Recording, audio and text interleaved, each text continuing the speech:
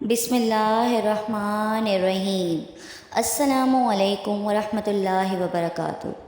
جب آپ مایوسی کی طرف جانے لگیں، جب بھی تقدیر سے شکوہ ہونے لگے، یہ بات یاد کر لینی چاہیے کہ یہ شیطان کا پہلا وار ہے۔ اس کے بعد وہ مایوسیوں کے اندھیروں میں بہت سہولت کے ساتھ لے جائے گا۔ اس لیے قسمت سے شکوہ نہ کریں اور امید کا دامن ہاتھ سے کبھی نہ چھوڑیں، اور اللہ کی ذات پر کامل یقین رکھیں۔ وہ چاہے تو سب کچھ ہو سکتا ہے، سب کچھ ہمیں مل سکتا ہے۔ وہ چاہے تو ہماری قسمت بدل سکتی ہے۔ اپنے دل کو مضبوط بنائیں اور اللہ پر یقین رکھیں۔ وہ آپ کی ہر مشکل، ہر کام کو آسان کر دے گا۔ اگر انسان اللہ پر بھروسہ کرے تو پہاڑ کو بھی ہلا سکتا ہے۔ اتنی طاقت رکھتا ہے انسان۔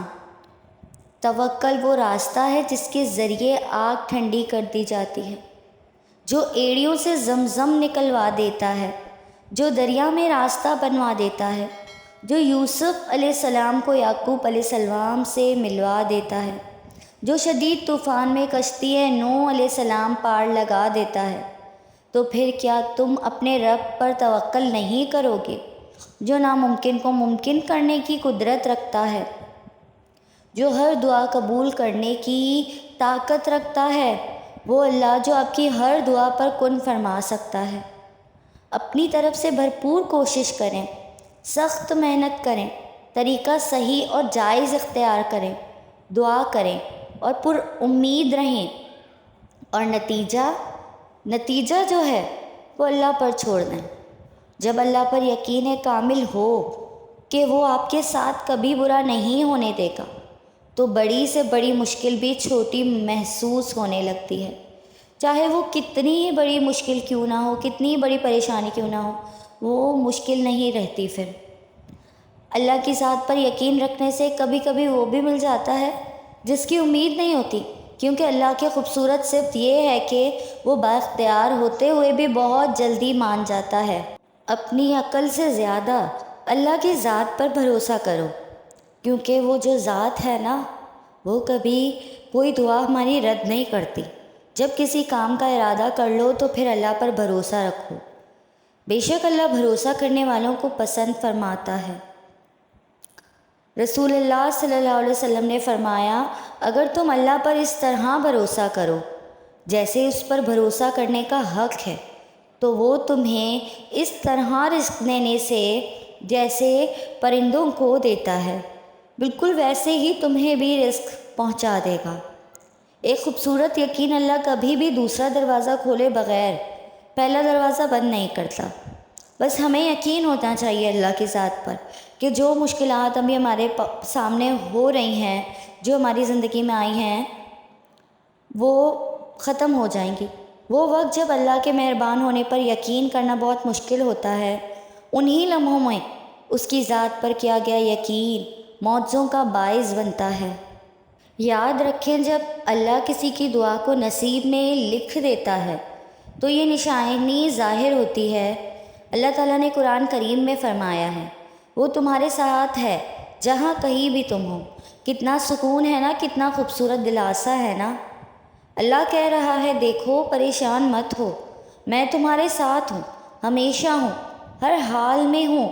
تم پریشان ہو، تم تکلیف میں ہو، تم لوگوں کی باتوں سے حوصلہ ہار رہے ہو، میں سب دیکھ رہا ہوں، میں سب سن رہا ہوں۔ دیکھو بس پریشان مت ہونا، مجھ پر یقین رکھنا، میں تمہیں کبھی بھی اکیلا نہیں چھوڑوں گا۔